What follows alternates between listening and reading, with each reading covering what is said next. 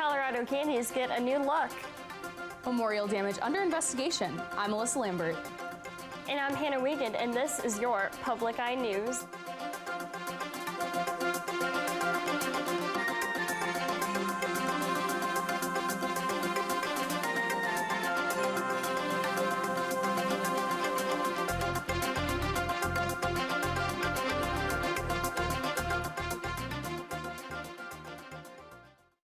A 54-year-old Calumet man has died in an ATV accident. James Meshbecher was driving near an abandoned train trestle when he lost control on a hill. Michigan State troopers were dispatched to Trail 3 near Portland Street around 5:30 p.m. Meshbecher was able to call for help after he and the ATV went airborne. Meshbecher was pronounced dead at Portage Hospital. Alcohol appears to be a factor. And a Manistee County woman has been missing since September 9th and is still missing. Malvika Bala Deshmukh was last seen by friends on September 9th and reported missing to the Michigan State Police on September 14th. Deshmukh's car was found in Alger County on September 23rd by the U.S. Forest Service and Alger County Sheriff's Office, Michigan State Police, and the DNR. There's no evidence of her whereabouts, and if anyone has any information of her whereabouts, please contact the Michigan State Police Negaunee Post. A damaged memorial stone in a Michigan Department of Natural Resources grouse enhanced management site is under investigation in southern Marquette County. Last Friday, the stone was knocked off of its pedestal when the base of the monument was evidently struck by a vehicle. DNR officers discovered a blue paint scrape and an impact mark from black plastic or rubber and found the base of the monument cracked, chipped, and shifted from its original location. They repaired the monument this week. To report information about the incident, contact Lieutenant Pete Wright at the DNR office in Marquette or the Forsyth Township Police Department.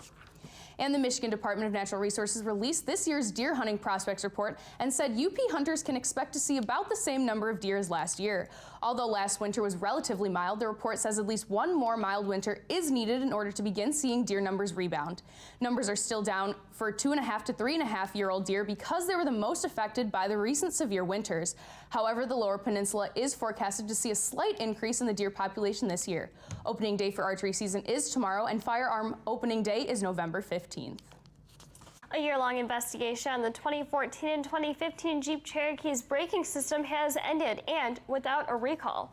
A probe was launched in June 2015 after complaints were rolling in that the braking system was increasing rear-end crashes without reason. The investigation involved almost 100,000 2014 and 2015 Jeep SUV models. The National Highway Traffic Safety Administration reports via AP that the Jeep braking systems perform better or as well as any other vehicle similar systems. A status conference for a Kalamazoo man accused of a mass shooting has been postponed. Officials are waiting for Jason Dalton's psychological exam to be completed. The status conference has been rescheduled for today. No other dates have been set since Thursday afternoon. Dalton's attorney, Uzbio Solis, is planning on using insanity as his defense. And after the break, we will have your national and international news. Stay tuned.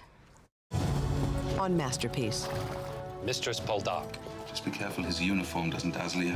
It has that effect on some people. You are detestable saying that. Ross Poldark would not dare lay a finger on me. Even though we tried to get him hanged. There are other ways to choke a man. Cousin, it's an unexpected pleasure.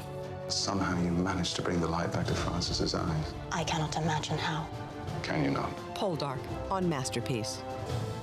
Sunday at 9 after Mystery Theater on Public TV 13.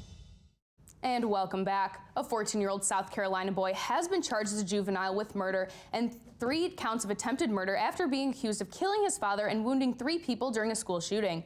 The boy appeared in court earlier this morning, and the judge ordered him to continue to be held. He is accused of killing his father at their home on Wednesday before he drove a pickup truck to Townville Elementary School, where he opened fire and wounded 2 students and a teacher. One of the students, a 6-year-old boy, is in critical condition at a hospital. Authorities have yet to release a motive behind the boy's actions. And a beauty pageant winner continues to be one of the top stories of the presidential campaign. Donald Trump is continuing to push back against claims he fat-shamed a former Miss Universe by suggesting his rival, Hillary Clinton, is using her as a political tool. CBS's Craig Boswell has the latest from the White House. For the third day in a row, Donald Trump is going off message to bring up his feud with a former Miss Universe.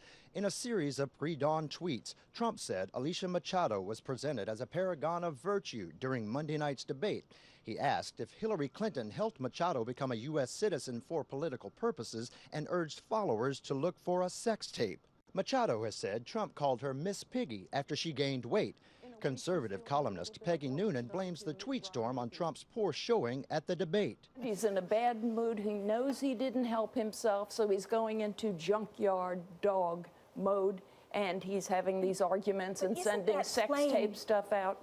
The morning paper had more bad news for Trump. For the first time in its history, USA Today took a stand in a presidential election. Its editorial board said Trump is unfit for the presidency.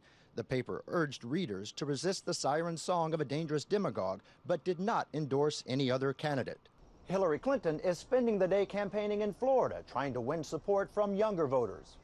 On Thursday, Clinton visited Iowa, where polls are already open for early voting. When you finish here, you can go vote, and we can be on the path to victory here in Iowa. She's also calling on young people to engage in community service. Craig Boswell, CBS News, the White House. Colorado is giving candy a new and what some might say, a sweet look. There is now a requirement that brownies and other candies that contain marijuana has to have a diamond-shaped stamp and the letters THC on the packaging and on the candies along with any other edibles. This will take into effect on Saturday. This is the first requirement in any weed state. And federal investigators are beginning to piece together a timeline leading up to the deadly commuter train crash in New Jersey. Brooke Silva Braga is outside the Hoboken train station with the very latest. Federal investigators are reviewing video taken just 10 minutes before train 1614 jumped barriers and slammed into a wall inside the Hoboken terminal Thursday. They will also be looking at data from the train's black box that was found last night. So we're going to be looking at operations, mechanical, track, signal issues, human performance, and the survival factors. The force of the crash caused a partial roof collapse and left wires dangling. It went over the bumper block, basically through the air. The team of experts are waiting to get the green light about the structural integrity of the building before they can begin examining the debris. We're going to have to wait to get parts of the canopy removed. 34-year-old Fabiola Bitar de Kroon was killed and more than 100 others were injured, including the train's engineer, 48-year-old Thomas Gallagher. Investigators say the engineer is cooperating. One of the factors they'll examine is what the crew did in the 72 hours before the crash. The New Jersey Transit section of the station remains closed, slowing the commute for thousands of passengers into New York City Friday morning. I'm going to be taking the bus, I think, for the month of October, just to kind of stay clear of all that. Officials say the train's forward-facing camera could also hold critical clues. Brooke Silva Braga for CBS News, Hoboken, New Jersey. The Rosetta probe has ended its mission today after 12 years of traveling through space in pursuit of a comet. The European Space Agency said mission controllers lost contact with the probe after it hit the surface of the comet it was sent out to study at 6:39 a.m. Eastern Time.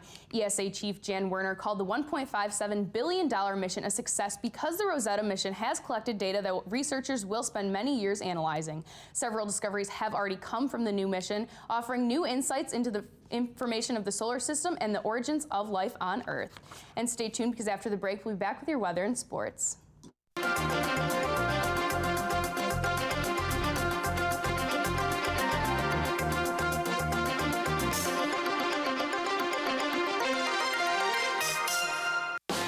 Freedom breeds inequality. Two political rivals. He's always to the right and almost always in the wrong. Turn a live debate. Poor are disaffected. And I'm for ostracizing people. Shut up a minute. They really do despise one another. Into a media spectacle. Calling name you in your damn face. Totally unprecedented. These are the debates we're having today. Buckley versus Vidal. Best of enemies. Monday at 9 after Antiques Roadshow. Good evening and welcome back to your Public Eye News. I'm Dan Campanen, and as you can see outside on the campus of Northern Michigan University today, it is beautiful, it is sunny, it is in the 60s, and I suggest if you're not already outside to get outside soon because these days might not last.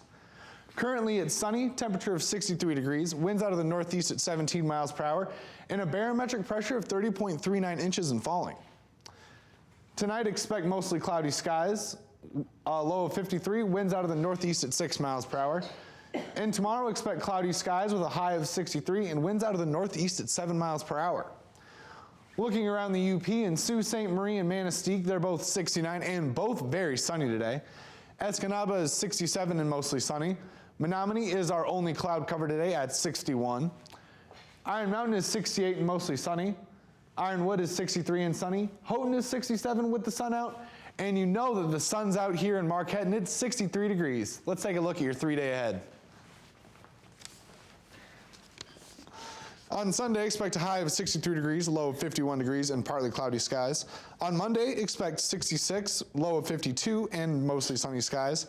On Tuesday, it'll be mostly sunny skies again. We got a scorching high of 70 and a low of 56 degrees. Well, Julie, Saturday might not be the perfect day to be outside, but I know that I'm going to be inside watching some football, and I hear the Cats have a stunner for us. Oh yeah, it should be a good game. The Northern Michigan football team continues play at home by hosting the Walsh Cavaliers tomorrow. The Cavaliers are looking for the first win this season since they are 0-4.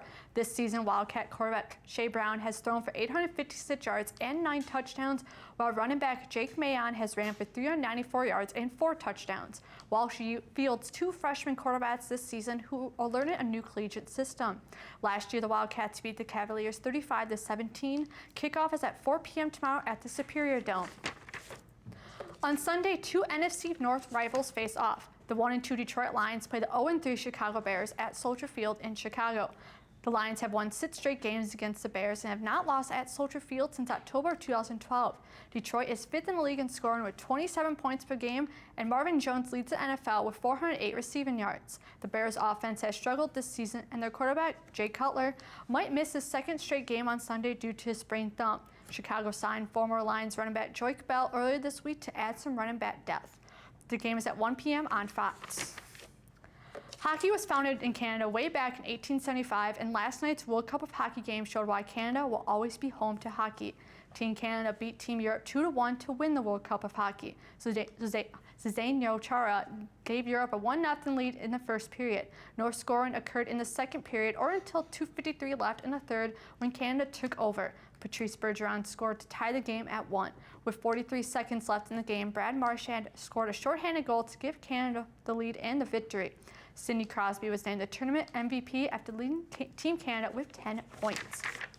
So Alyssa, Team Canada has reigned terror over all the other World Cup competitors, but I hear you have a story on some Canadians terrorizing citizens. Yeah, and some even say it's our fault. Canada geese are notoriously loud and aggressive, but worst of all is their fecal matter. One adult goose can produce a pound or more of waste per day, which can make humans sick and pollute waterways. Cornell University scientist Paul Curtis says humans are to blame for the goose problem. Since they were once thought to be near extinction, the goose population grew virtually unchecked.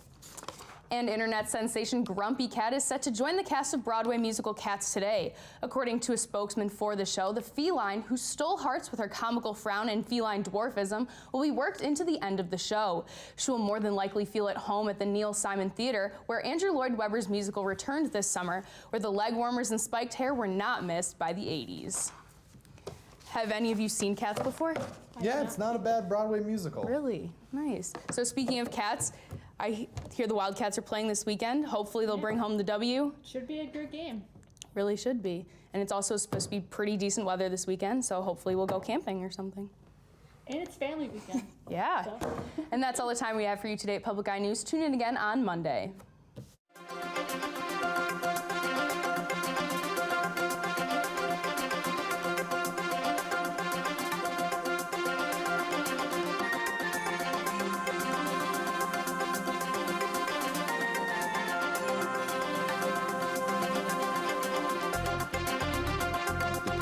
Program was produced in studios located in the Edgar L. Hardin Learning Resources Center by WNMU-TV, Northern Michigan